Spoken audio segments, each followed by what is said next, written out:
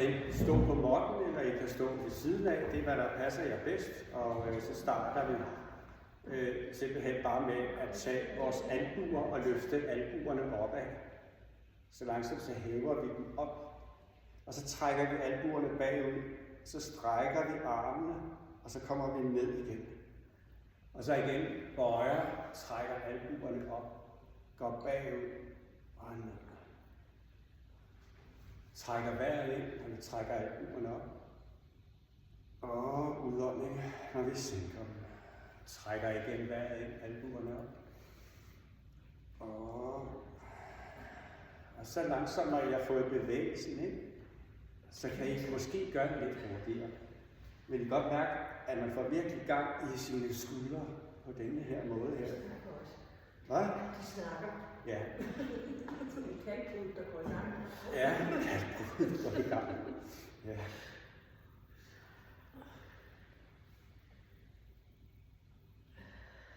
Ja, jeg tror, at vi har nok i den retning, men så tager vi så den modsatte nu, hvis man kan finde ud af det, og det vil sige, at vi trækker armene op, og derefter bøjer dem deroppe, og så albuerne fremad og ned og åbner så armene op, kommer op igen, trækker albuerne frem og ned.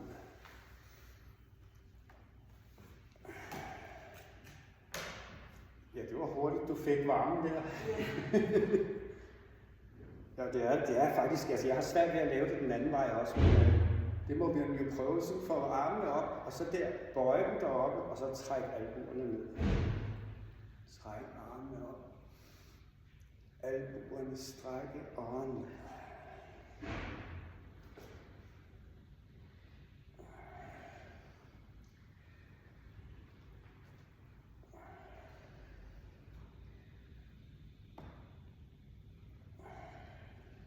Og den sidste.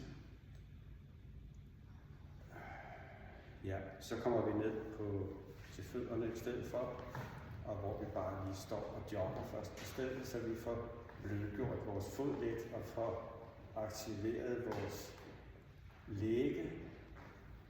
Og så langsomt så begynd at komme lidt højere op på tåen, så du virkelig kan mærke din lægmuskel arbejde.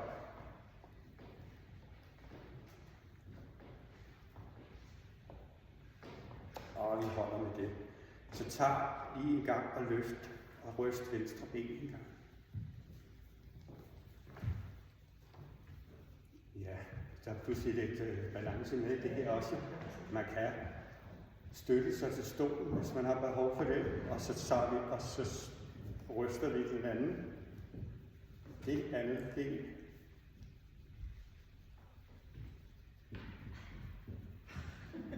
Og vi holder med det. En af de ting, som faktisk også skal styrkes, det er selve knoglestrukturen i kroppen. Og der skal man helst have 4 gange ens egen vægt som belastning. Er der nogen, der har fundet ud af? Det så jeg et eller andet sted. Og vi starter med at gå op på tæerne, og så tage armene lidt ud til siden, og så komme ned igen og vippe tæerne. Og så igen op. Og ned igen. Og op. Og ned igen. Og så kan man jo selv bestemme, hvordan det nu lige skal være, fordi at det skal passe med, at man kan holde balancen, og lige pludselig så nogle gange, så kan man altså ikke ligesom holde balancen deroppe, og så skal man hurtigere ned, og så gør man bare det. Igen trækker vejret ind, og du er oppe og udåndingen ned.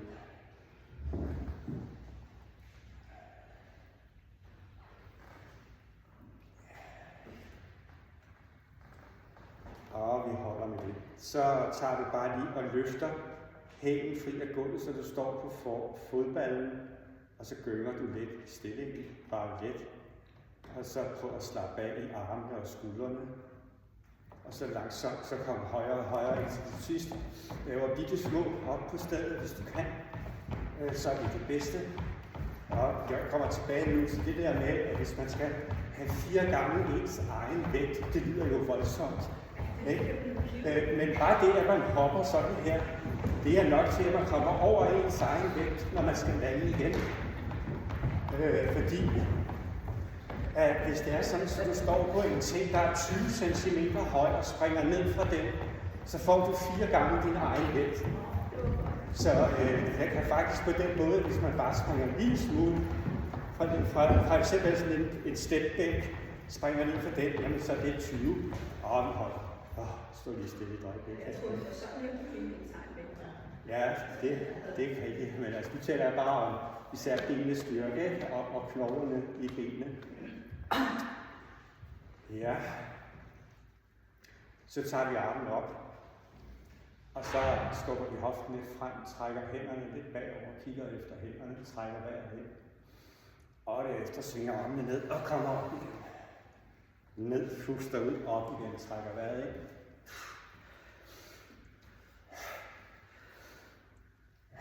Og så kan man sige, vi trækker jo vejret hurtigere end normalt, når vi laver den her bevægelse. Men man træner sin åndedrætsmuskel, når man laver det her. Og selvom man trækker vejret hurtigere, så længe vi ikke bare hyperventilerer, så tilter vi jo. Men det gør vi ikke ved at lave den her bevægelse. Og så prøv at fjeder i benene, lad overkroppen være lodret. Og så bare træk vejret ind. Når du er op, pust ud nede.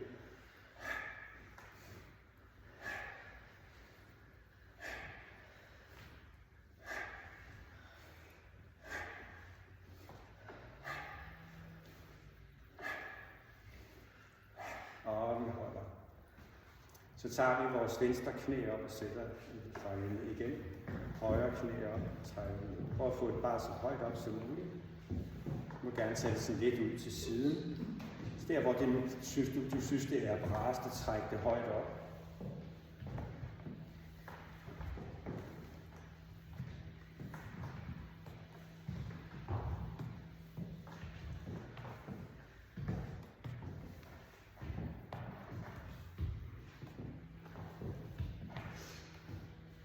Og vi holder. Så tager vi og bare svinger armene, og det ligesom gynger igen i knæene, eller i benene.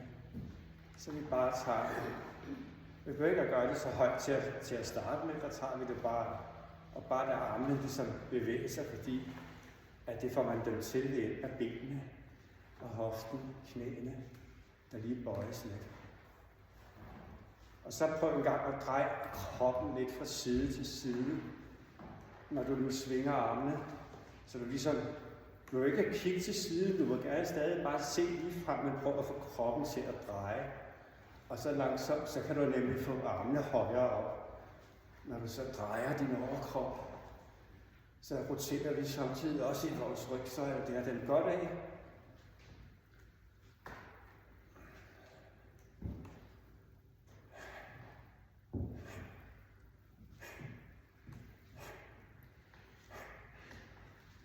Ja, og vi holder med den.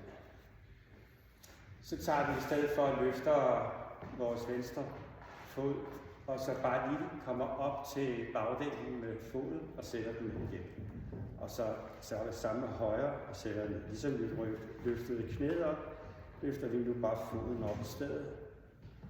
Og hvis man kan, så prøv også til sidst at lade være med at holde på noget, sådan så det bestemmer man jo selv, men så at man ligesom får trænet balancen på den her måde.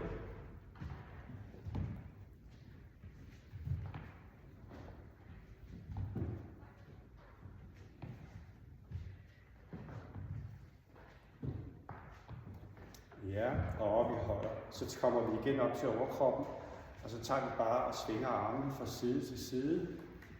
Kig lige frem, mens du laver bevægelsen. Slap af i overkroppen, og igen er det faktisk hoften og benene, der ligesom bare gør det, at du drejer dig fra side til side, fordi du svinger lidt med hoften.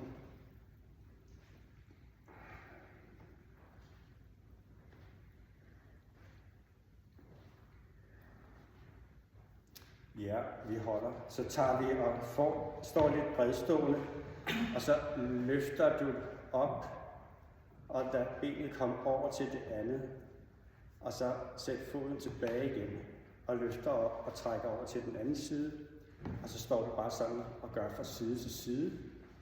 Og så til sidst, så behøver du slet ikke at støtte dig over. Så lader du bare foden føre ind, og så sætter du den ud igen. Lad den anden fod føre ind, og så fremdeles. Og så kører du bare stille og roligt. Prøv at se lige frem, mens du laver øvelsen igen. Og ikke stå og bare kigge ned. Ja, det går meget fint det her.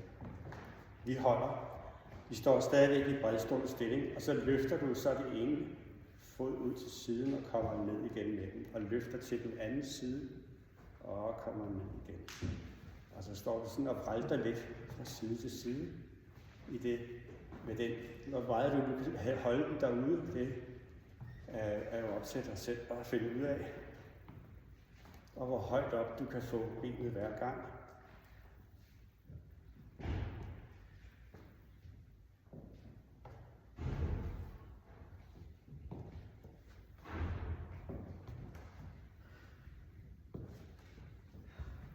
Ja, vi holder der.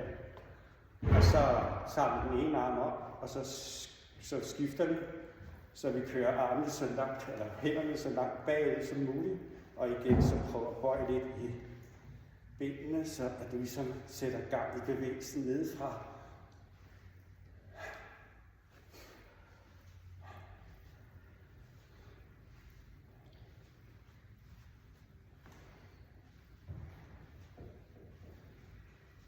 Ja.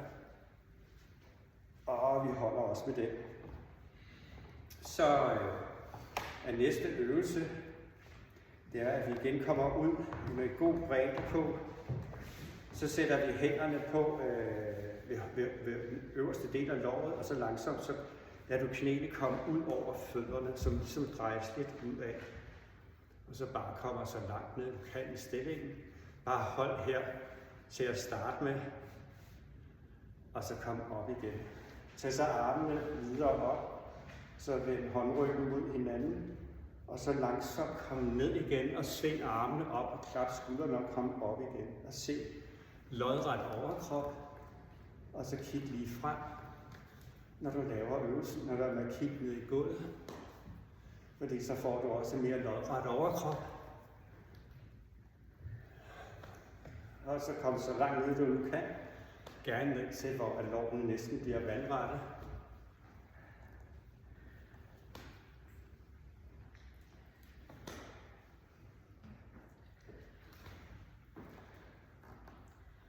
Og når man laver sådan noget derhjemme, jamen, man kan jo sætte en timer og så sige, at jeg laver 1 minut, hvis jeg kan. Og så ved jeg også, hvor lang tid de her 7 øvelser, jeg nu vil lave, kommer til at tage. Og vi holder. Ja. Så tager vi en, som er lidt lettere. Vi tager vores højre hånd op med bakken, som vi har på hånden. Hånden skal være vandret. Der er en bakke på, og der er lige nu vært på den, fordi det er det, man får ned i brugskald. Og så drejer man så hånden ned og serverer. Og så tager man så bakken inden om sig selv, og så kommer man op igen med den. Og så er man tilbage, klar til at servere igen. Vi prøver en gang til, så kommer man ned, rundt om sig selv og kommer op og holder øje med, at hånden stadigvæk er vandret hele tiden. Prøv at kigge efter hånden. Og I kan jo tage et eller andet i hånden, en bog for eksempel derhjemme. Nu har jeg givet nogle bøger med til jer. Men prøv så køre ned med en bog. Og så lad den komme indenom og komme op med den igen. Sådan der. Så kan vi også køre den modsatte vej, så vi kommer ned sådan her og får den frem, og så kommer op igen. Vi holder med højre, og så tager du venstre i stedet. Tager den op over hovedet, og derefter kører ned foran dig. Og så vi langsomt kommer op igen, og kommer ned, og fører den frem, og kommer op igen. Så igen, kommer ned, fører den rundt og kommer op igen, og så den anden vej ned, fører den rundt og kommer op igen. Ja, vi holder der. Det er sådan noget, man skal stå med. Så får man konstant afregning, hvis man har et andet i hånden, og man så skal gøre det. Ikke? Man bør ikke spejle der. Ja. Nå, næste øvelse er så, at vi stiller os, som da vi var ude at gå, altså har den ene fod foran den anden, og så trækker vi højre fod eller venstre fod frem foran, altså man sætter den måske bare lige tåen ned, og så kommer tilbage igen med den. Og så igen går frem og tilbage igen med den. Det er igen, der er både noget balance og koordination for kroppen, og så er der også lidt styrke i den. Og det er der fordi, at efterhånden, så kan du prøve at få foden lidt længere frem, så du bøjer dit venstre ben let, og så kommer tilbage igen.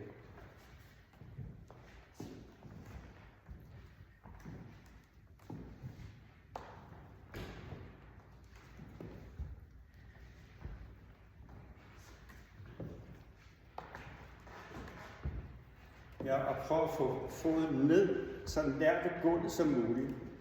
Så at man ikke bare svinger benet lige fremad, men kommer ned med det. For det er faktisk det, der bliver svært for det venstre ben at styre. Vi bytter nu og skifter, så vi så højre fod frem, og så igen. Først bare lige frem og støtte, og tilbage igen. Og bøjer måske ikke så meget.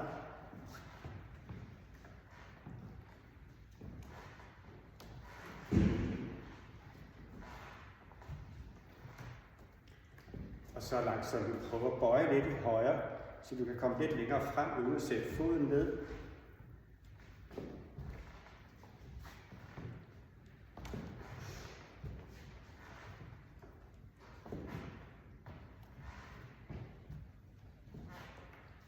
Ja, og så tager vi den sidste øvelse her i opvarmningen. Og det er, at du simpelthen bare lader hænderne komme ned. Først lad dem være nede på knæene. Så sætter du fingerspidserne ned på med den ene hånd, og så fingerspidserne ned med den anden hånd. Så bøjer du lidt i benene og kommer ned med bagdelen og kigger lige frem. Og derfra så kommer du så op igen med bagdelen og kommer hele vejen op og stå. Og så igen bare lige kommer ned. Bøjer i benene, bagdelen ned. Ret op, kig frem, og derefter løft bagdelen og kom op igen og stå. Og så kører vi lige lidt mere. Nu gør vi det, at vi kommer ned, og så bliver vi nede med fingerspidserne, og så prøver vi at strække benet så meget som muligt og komme ned igen og bøje dem. Så vi bliver nede i frøstillingen, klar til at lave frøhop om lidt. Nej, det gør vi så ikke. Og så men her, det er en øvelse, som jo giver god smidighed, og samtidig også styrker benene ret meget. Og man kan samtidig også støtte med sine fingre dernede, så det er en dejlig øvelse, og vi holder. Ja, det tror jeg var opvarmningen for nu, og vi har lige en